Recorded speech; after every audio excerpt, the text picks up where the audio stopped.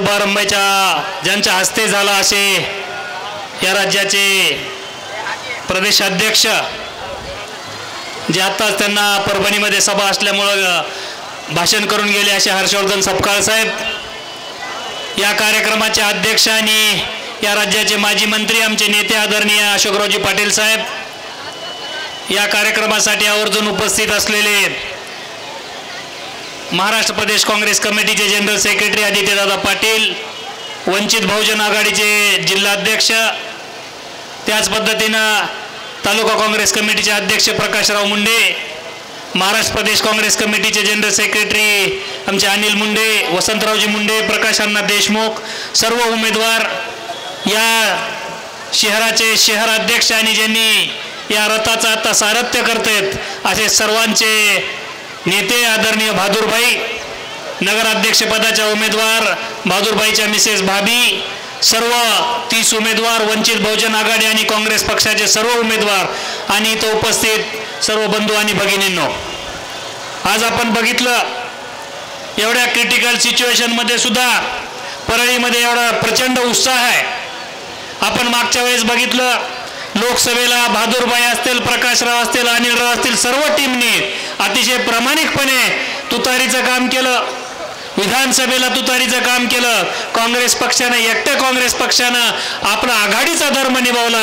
परंतु ज्या वेळेस बहादूरभाईची वेळ आली, ज्यावेळेस काँग्रेसची वेळ आली, त्यावेळेस तुतारीनं काँग्रेसला सोडून दिलं. परंतु मला स्वाभिमान आहे या परळीकराच्या जनतेचा आणि या परळीच्या सगळ्या काँग्रेस टीमचा की त्यांनी अति उत्कृष्ट असं पॅनल तयार केलं आणि तुमचा विजय मी प्रामाणिकपणे सांगतो कुणीही रोखू शकत नाही. सर्वसामान्य जनतेमध्ये आपल्या या काँग्रेस पक्षाचं नाव आहे. आताच बहादूरभाईंनी सांगितलं तुमच्या प्रश्नासाठी ही काँग्रेस कमिटी परळीची असेल, बहादूरभाई असतील, प्रकाश अण्णा असतील, प्रकाशराव असतील, अनिलराव असतील, सर्वजण जेलमध्ये जाण्याचं काम झालं. परंतु आपल्या प्रश्नाची वाचा खरोखर फोडणारे माणसं जर कोण असतील तर बहादूरभाई आणि त्यांची सगळी टीम आहे. हे आपण जागरूकपणे आपण हे लक्षात ठेवलं पाहिजे.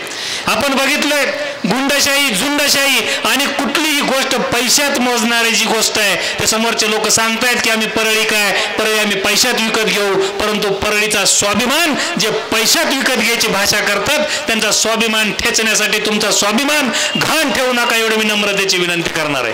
त्याचे पैशात तुम्हाला तोडणार आहेत त्यांना त्यांची जागा मतपेटीमधून दाखवून द्या आणि येणाऱ्या 2 तारखेला आपण पंजासमोरचं बटन दाबून वंचितच्या आघाडीचं जे काय आता 26ला चिन्ह मिळेल त्या चिन्हासमोरचं बटन दाबून आमच्या भाभीला नगराध्यक्ष करा आणि या भाभीला नगराध्यक्ष केल्यानंतर या काळामध्ये आपण बघणार आहोत की परळीचा विकास कुठल्या पद्धतीने होणार आहे. या परळीचा कायापालट झाल्याशिवाय राहणार नाही. त्यासाठी काँग्रेस पक्षाला आणि वंचित बहुजन आघाडीला एक संधी द्या आणि त्या संधीचं सोनं केल्याशिवाय ही टीम कुठेही थांबणार नाही. आपल्या सर्वसामान्याचा आवाज घराघरापर्यंत घेऊन जाण्यासाठी, तुमचा आवाज नगरपालिकेपर्यंत घेऊन जाण्यासाठी काँग्रेस पक्षाच्या आपण ठाम पाठीशी उभं राहावं. आणि बहादूरभाई तुम्ही काळजी करू नका, काँग्रेस अतिशय सक्षमपणे तुमच्या पाठीशी आहे आणि आपल्याला याच ठिकाणी भव्य मोठ्या ग्राउंडवर आपल्याला येणाऱ्या विजयाची सभा घ्यायची आहे आणि त्या सभेसाठी आपण सर्वजण नेते मंडळी येणार आहोत आणि आपण त्याच्यामध्ये कुठलीही शंका येण्याचं काही कारण नाही. आणि येणाऱ्या 2 तारखेला पंजासमोरचं बटन दाबा आणि त्याचा आवाज एवढा मोठा करा की आपण आवाज नगरपालिकेमध्ये पंजाचा घुमला पाहिजे आणि सर्व उमेदवारांना निवडून द्यावं एवढी विनंती करतो. आणि आपण सर्वजण जमलात त्याबद्दल काँग्रेस पक्षाचा अध्यक्ष या नात्यानं आपले सर्वांचे आभार मानतो. धन्यवाद. धन्यवाद साहेब.